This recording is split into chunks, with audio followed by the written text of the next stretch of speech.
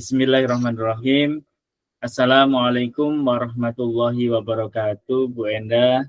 Waalaikumsalam warahmatullahi wabarakatuh, Pak Hadi. Bagaimana kabarnya Bu Enda hari ini? Alhamdulillah, kabar baik, Pak Hadi. Pak Hadi sendiri bagaimana kabarnya, Pak? Alhamdulillah Bu Enda, sehat walafiat hari ini Bu Enda. Gimana Bu Enda? Kemarin sempat WA katanya ada yang ingin direfleksi atau diceritakan. Begitukah Bu Enda? Iya, betul sekali, Pak Hadi. Saya memang perlu teman ngobrol gitu, Pak Hadi, karena ada sesuatu yang saya pikirkan. Jadi semacam pengen curhat gitu, Pak Hadi. Oh, nggih. Boleh Bu Enda. Apa yang ingin diceritakan Bu Enda? Silakan. Terima kasih, Pak Hadi. Begini, Pak Hadi. Pak Hadi kan sebagai kepala sekolah yang senior gitu, nggih. Jadi saya Iya, Bu. ingin cerita-cerita, nanti harapannya ada yang kita dapat dari cerita ini. Gini. Begini, Pak Hadi. Yang saya refleksikan ini sebenarnya ada kaitannya dengan posisi saya sebagai kepala sekolah saat ini, Pak Hadi. Jadi Iya, Bu. tugas kepala sekolah salah satunya itu kan melakukan observasi gitu nggih Pak nggih. Melakukan Iya, Bu. observasi pembelajaran di kelas terhadap guru-guru yang mana dalam pelaksanaan supervisi itu tentunya ada beberapa standar-standar tertentu yang kita gunakan sebagai acuan dalam penilaian kita. Kalau sekarang sih di PMM ya Pak Hadi, kalau di Iya, Bu. Betul, pengelolaan Bu. kinerja guru itu kan ada pelaksanaan penilaian kinerja guru yang mana di situ kita mengobservasi guru dengan berpedoman pada rubrik yang ada di dalam PMM tersebut. Nah, ini yang jadi masalah saya begini Pak Hadi. Gimana, Bu? Ketika melaksanakan observasi itu Pak Hadi, saya itu kadang ada perasaan kurang nyaman gitu loh Pak. Jadi apalagi yang kita observasi itu beliau-beliau atau Bapak Ibu guru yang lebih senior dari kita, yang lebih sepuh atau lebih tua, kan kayak gimana gitu loh Pak. Nah itu yang saya rasakan, perasaan saya bagaimana gitu Pak ketika mau melakukan observasi kelas seperti itu Pak Hadi. Oh, begitu ya Bu Endah ya. Jadi untuk konflik batin ya Bu Endah ya. Iya Betul Bu Endah. Pak, betul sekali. Antara tugas dan hati nurani Bu Endah. Jadi di sisi lain untuk tugas Bu Endah sebagai kepala sekolah yang harus melaksanakan supervisi yang salah satunya memberikan penilaian kepada seorang guru. Di sisi lain, Bu Enda merasa melakukan penilaian kok seperti melebeli seseorang, menjudge seseorang, jadi kurang nyaman. Begitukah Bu Enda? Betul sekali Pak Hadi, itu yang saya rasakan Pak Hadi. Ya, jadi gimana ya, saya itu berpikir tetap melakukan penilaian, tapi di situ tidak terkesan seperti kita menilai atau menjudge ataupun melabel seseorang gitu Pak, supaya pelaksanaan supervisinya itu jadi nyaman gitu Pak Hadi. Oke, baik Bu Enda. Tujuan mensupervisi kan agar berubah ya Bu Enda lebih baik lagi. Betul Pak. Kalau menurut Bu Enda, proses idealnya untuk mencapai perubahan itu bagaimana Bu Enda? Iya Pak, gimana ya Pak, itu yang saya pikirkan Pak Hadi. Mungkin ini Pak, saya perlu mengajak refleksi. Jadi ada kegiatan refleksi mungkin Pak Hadi, refleksi terhadap apa yang sudah dilakukan oleh Bapak Ibu guru. Jadi di sini Bapak Ibu guru itu menilai dirinya sendiri seperti itu Pak. Kita ajak berefleksi dari kegiatan apa yang sudah dilakukan. Mungkin itu ya Pak ya. Oh ya Bu. Jadi menurut Bu Endah, guru diajak refleksi bersama agar dapat menilai diri sendiri. Muncul dari guru sendiri, itu yang akan Bu Endah lakukan. Betul Bu Endah seperti itu? Iya, betul sekali Pak Hadi. Itu rencana saya seperti itu Pak. Kalau misalkan ini Bu Endah, Iya. ada sudut pandang yang berbeda dengan kita atau ada situasi yang berbeda antara yang diungkapkan guru dengan pandangan kita, bagaimana menyampaikannya Bu Endah menurut panjenengan? Iya Pak. Iya Pak Hadi. Memang kadang itu muncul Pak. Apa yang disampaikan itu tidak sesuai dengan pandangan kita gitu nih Pak Hadi. Kalau menurut saya sih memang begini Pak. Terkadang memang orang menyampaikan ketika menyampaikan itu tidak sadar dengan apa yang disampaikan begitu nggih. Betul Bu. Ketika itu terjadi mungkin kita bisa mencoba untuk mengklarifikasi gitu Pak. Kemudian mengajak refleksi kembali sehingga dari situ harapannya tidak terkesan menyalahkan atau tidak terkesan menjas orang tersebut.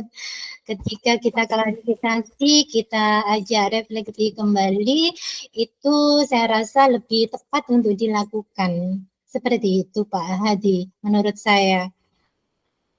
Oh, seperti itu ya Bu Endah.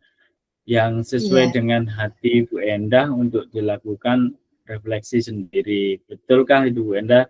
Jadi memang iya, bagus Bu Endah untuk merefleksi diri sendiri itu Bu Endah tahu nanti apa namanya kekurangan diri sendiri seperti itu.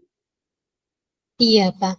Jadi itu yang menurut saya bisa saya lakukan. Mungkin jadi saya mengajak Bapak Ibu guru menilai dirinya sendiri. Kemudian mungkin saya lengkapi dengan hasil dari observasi yang telah dilaksanakan. Dari hasil refleksi itu bisa diberikan penguatan-penguatan yang akhirnya dari penguatan itu bisa mengarahkan atau muncul dari Bapak Ibu untuk rencana tindak lanjut yang akan mereka lakukan. Ini yang menurut saya bisa saya lakukan untuk menumbuhkan seseorang, Pak. Jadi bisa menumbuhkan seseorang tanpa ada kesan melabel atau menjas, dan juga tugas saya ini juga bisa saya laksanakan seperti itu Pak Adi.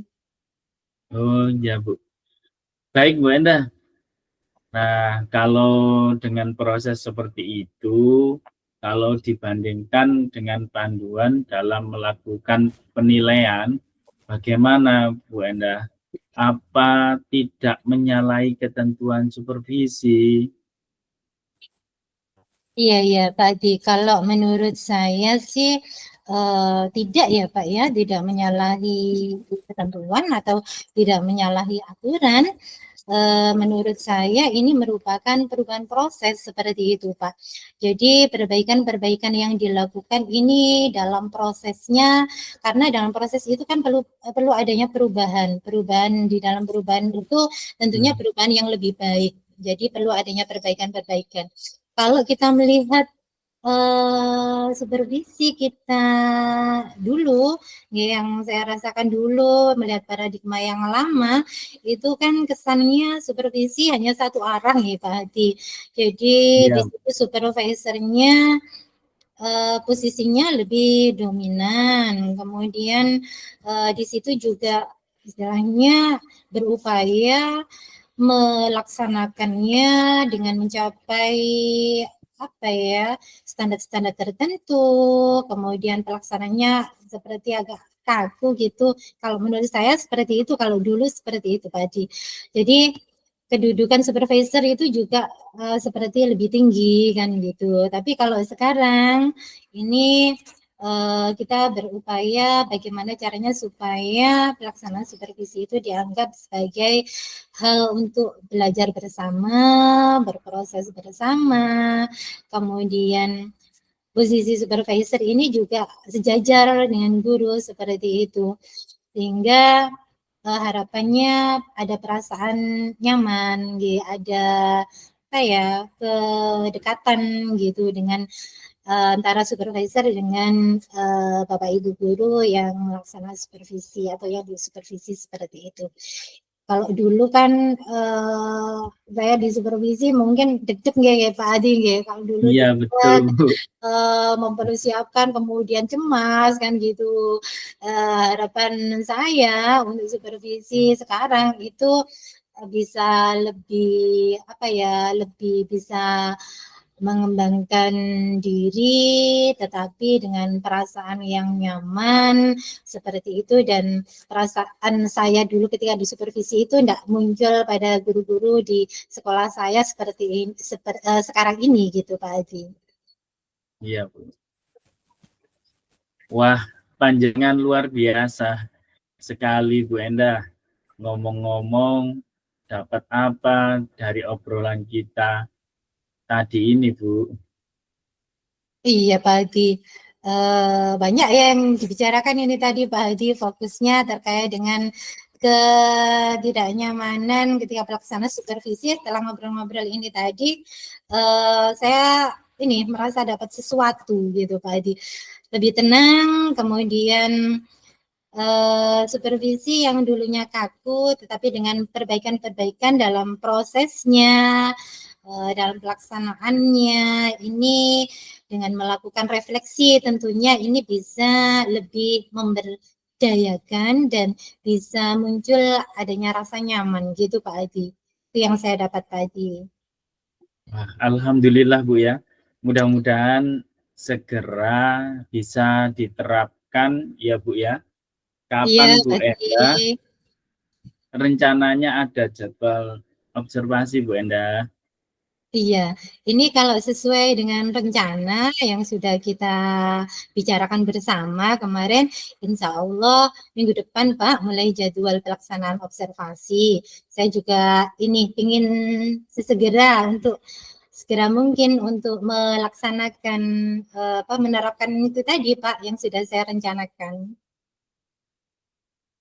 Semoga sukses ya Bu Endah ya. Observasinya Amin. minggu depan. Saya jadi penasaran, ingin tahu hasil pelaksanaan supervisinya Bu Endah sesuai dengan rencana tadi. Terima kasih banyak atas waktunya Bu Endah. Sampai ketemu lagi setelah observasi nanti ya Bu Endah ya. Sama-sama Pak Hadi, saya juga terima kasih banyak Pak atas waktunya. Sampai ketemu lagi Pak Hadi. Ya, saya akhiri Bu Endah. Salam sehat. Assalamualaikum. Waalaikumsalam warahmatullahi wabarakatuh.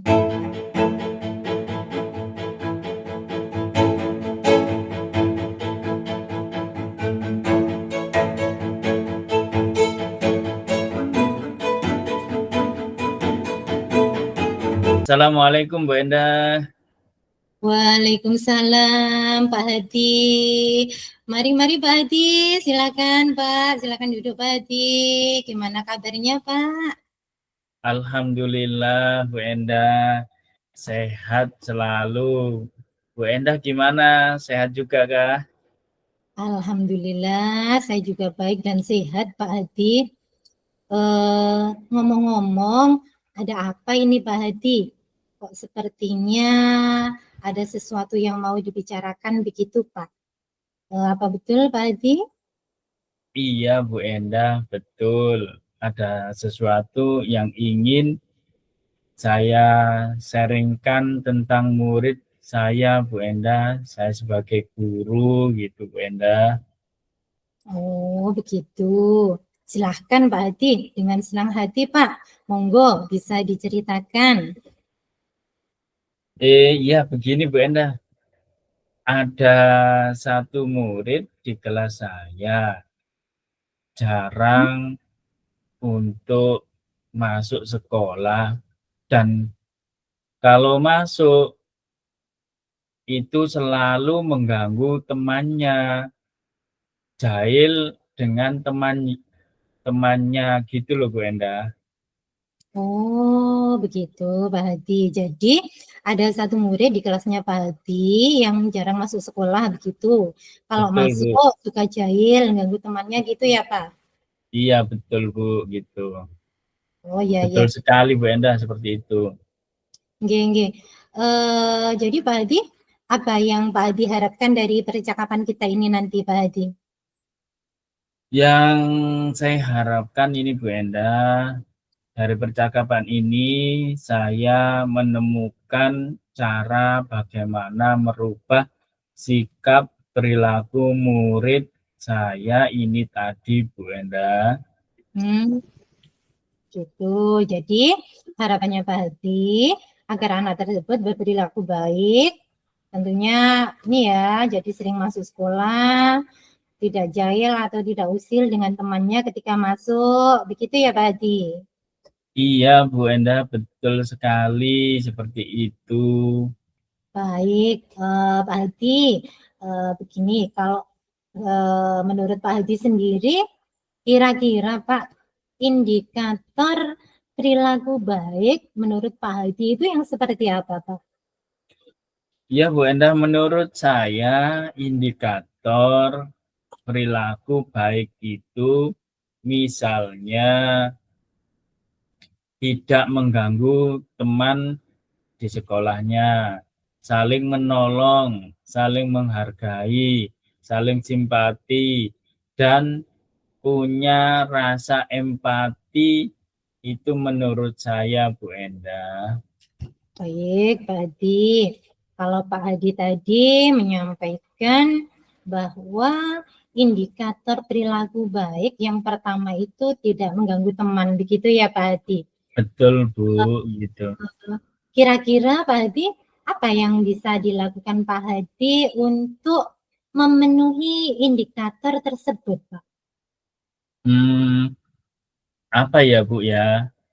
Saya bisa melakukan pendekatan secara personal Bu. Jadi satu-satu. Mungkin ada kebutuhan dasar yang belum didapatkan anak itu Bu. Biasanya itu kalau kebutuhan dasar seperti di rumah belum mendapatkan, di sekolah dianya akan melakukan. Jadi saya harus mengetahuinya Bu.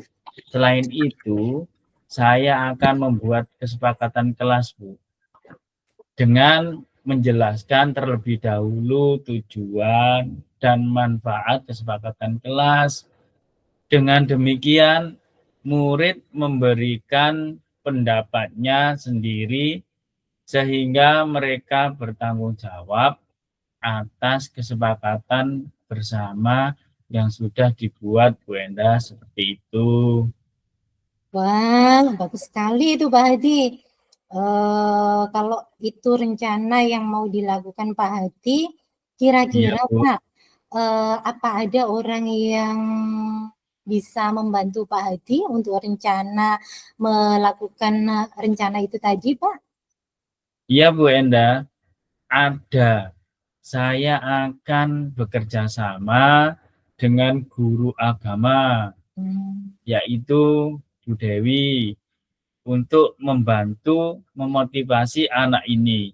Misalnya dengan sharing menceritakan kisah-kisah teladan Rasulullah, sehingga dari cerita tersebut murid dapat mengenali perilaku dan akhlak yang baik dan menjadi uswatun hasanah bagi anak-anak. Seperti itu Bu Enda. Wah, luar biasa sekali, Pak Hadi. Jadi kalau boleh saya simpulkan, Pak, langkah-langkah yang akan dilakukan Pak Hadi ada 3 poin tadi Pak Hadi. Yang Iya, Bu. pertama, melakukan pendekatan secara personal gitu ya Pak. Jadi Iya, Bu. mungkin ada kebutuhan dasar dari anak tersebut yang belum terpenuhi. Kita mencoba untuk mencari tahu. Kemudian yang kedua, Pak Hadi mau mencoba ini dengan membuat kesepakatan kelas yang mana kesepakatan kelas itu sumbernya dari anak-anak sendiri sehingga mereka punya tanggung jawab gitu ya Pak. Iya, Bu. Kemudian tadi yang ketiga, Pak Hadi juga akan bekerja sama dengan guru agama untuk membantu memberikan motivasi secara rohani dengan misalkan melalui kisah-kisah keteladanan Rasulullah seperti itu, mengenali perilaku dan akhlak yang terpuji. Begitu ya Pak Hadi? Iya, Bu, betul, Bu. Seperti itu. Dengan melakukan hal tersebut, saya berharap akan menimbulkan budaya positif seperti itu, Bu. Iya, betul Pak Hadi. Dengan langkah-langkah seperti itu tadi yang disampaikan oleh Pak Hadi, tentunya akan menimbulkan budaya positif, Pak. Ngomong-ngomong, rencana Pak Hadi tadi itu kira-kira kapan ya mau dilakukan sama Pak Hadi? Ya, secepatnya, segera mungkin, Bu. Insya Allah besok bisa mulai saya lakukan dengan harapan agar siswa tadi berubah sikapnya, Bu. Seperti itu. Luar biasa semangatnya Pak Hadi. Ya, Bu. Mudah-mudahan langkah-langkah tersebut tadi bisa mengubah perilaku muridnya Pak Hadi supaya menjadi lebih baik ya Pak ya. Iya, Bu. Dari Iya, Pak Hadi, kira-kira dari ya, Bu. perbincangan kita ini tadi apa yang Pak Hadi dapatkan, Pak? Iya, Bu. Dari perbincangan ini tadi saya dapatkan solusi bagaimana menghadapi anak didik yang berperilaku kurang baik. Saya bisa mengetahui langkah-langkah apa yang harus saya lakukan dalam menghadapi siswa tersebut. Terima kasih banyak Bu Enda atas waktunya untuk mengobrol ini tadi. Sangat bermanfaat sekali dan terima kasih untuk memberi masukannya Bu Enda. Sama-sama, Pak Hadi, luar biasa sekali. Semoga semua rencana Pak Hadi tadi dapat berjalan dengan baik ya, Pak. Untuk selanjutnya nanti kita akan berbincang-bincang kembali melihat perkembangan muridnya Pak Hadi tersebut. Apakah ada perubahan lebih baik atau bagaimana? Tentunya kita berharap ada perubahan yang lebih baik. Begitu ya, Pak? Iya Bu, sama-sama.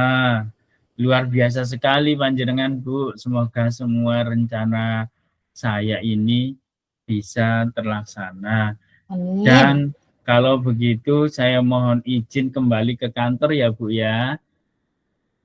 Silakan Pak Hadi, terima kasih kembali. Sampai ketemu kembali Pak Hadi. Ya terima kasih Bu. Assalamualaikum. Waalaikumsalam warahmatullahi wabarakatuh.